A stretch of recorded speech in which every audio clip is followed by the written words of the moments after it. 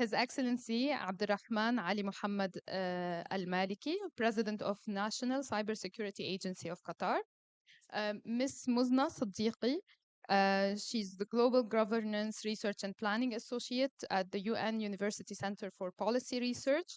Ms. Muzna Siddiqui, we're hearing that AI, from one hand, is making the job of cybersecurity easier, faster, but at the same time, the same speed is creating a lot of challenges. How is it really affecting leadership and regulatory bodies? Absolutely. Thank you for your question. And I'd actually like to speak to some of the points raised by His Excellency as well with regards to the issue of data privacy. That's one of the key issues that we see with regards to the governance of AI. And that is what I find to be a missing aspect on existing principles and regulations on AI, which is the aspect of data governance. Data forms the bedrock of artificial intelligence as well. So I do believe that one of the, if not the key challenges, then at least the main considerations for regulators will be to develop a parallel process that governs AI. But then coming to your question of what are some of the other challenges that they face, it's a broad range. And speaking again to what His Excellency was saying, AI is developing at such a rapid pace. We need to develop systems of governance that are agile. And that means that we need to look not only at the technicalities of the technology as well and try and find solutions that speak to that are long lasting and sustainable. So, for instance, I think it would be very important for regulators to govern AI on the basis of human rights principles. And we're actually seeing some of that development in the processes for the Global Digital Compact, which will be part of the Summit of the Future. And then also, very recently, there was the 75th anniversary of the Declaration on Human Rights. So, a few of the challenges that we're facing right now is disinformation and misinformation. That is a huge challenge because that can also promote acts of terrorism.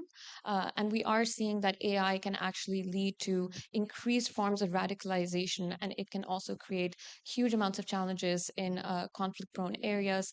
It may spread the messages of nefarious actors more frequently. So so regulators need to find a way to address this challenge while also maintaining the balance of trying to not stifle innovation in AI at the same time and also promote the various benefits that it has. For instance, AI has led to many developments in the health field. For instance, it can help with climate emergency, for example, humanitarianism, etc.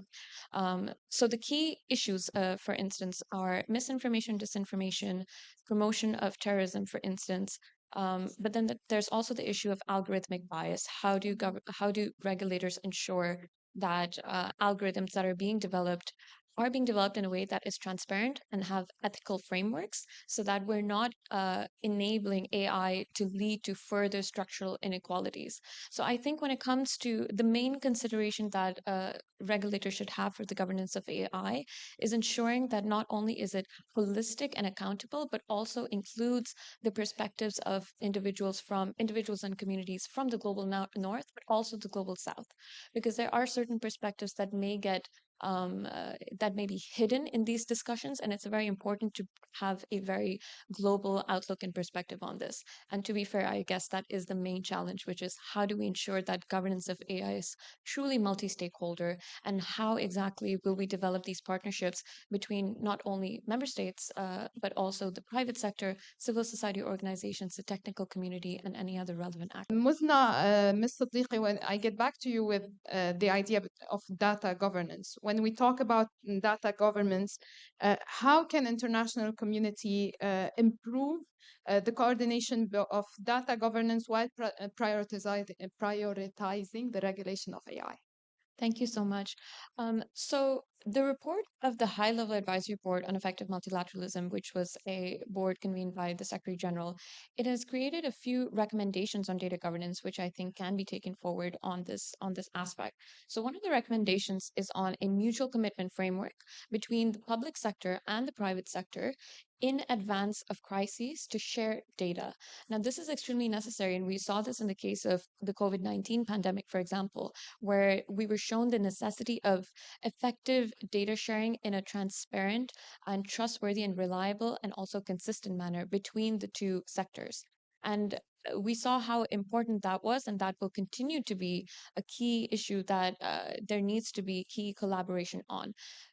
There's challenges on both sides in terms of how exactly to promote that level of trust and relationships. And that's exactly what we think should be addressed in the issue of data governance. Because at the end of the day, it's data governance or AI governance. Neither of these two are issues that can be solved only by the public sector alone.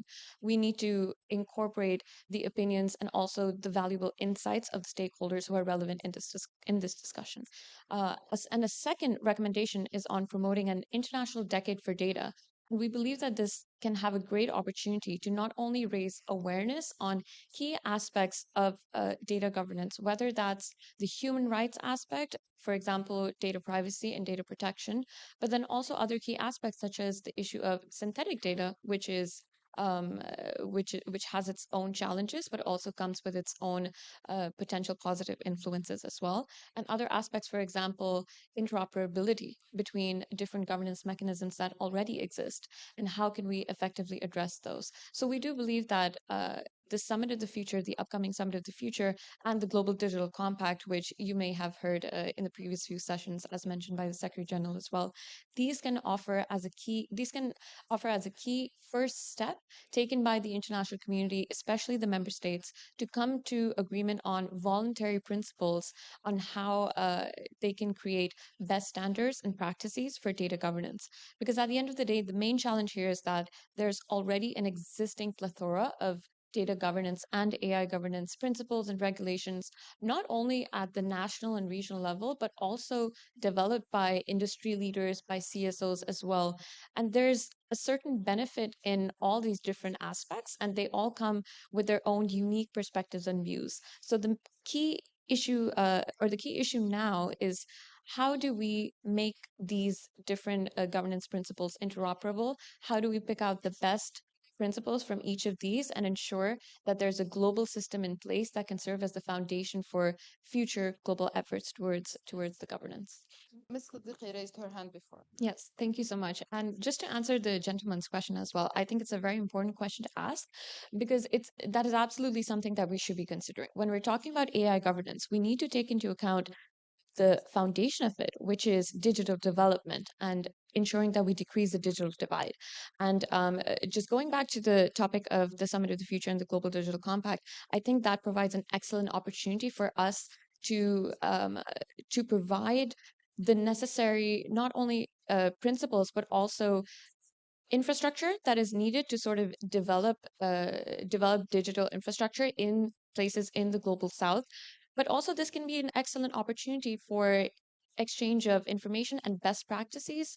The Global Digital Compact can potentially also develop principles to ensure that we're exchanging open source data, as mentioned earlier, and to bring individuals together to from the global north and the global south to decide on what needs to be the very basis digital principles before, because and this was mentioned in another panel yesterday, and I found it to be a very interesting point that currently we're in an age where we're seeing the rapid development of AI, but in a few short years we'll be hardened, I suppose, in our opinions on how to regulate AI. So this is a key opportunity, especially at the level of the international community, for member states and key stakeholders to come together and decide what is important for us in a sustainable and agile manner as well, so that we're forward facing and taking into consideration future potential consequences and implications of AI, which we can't even think of right now. So in a nutshell, that would be the answer to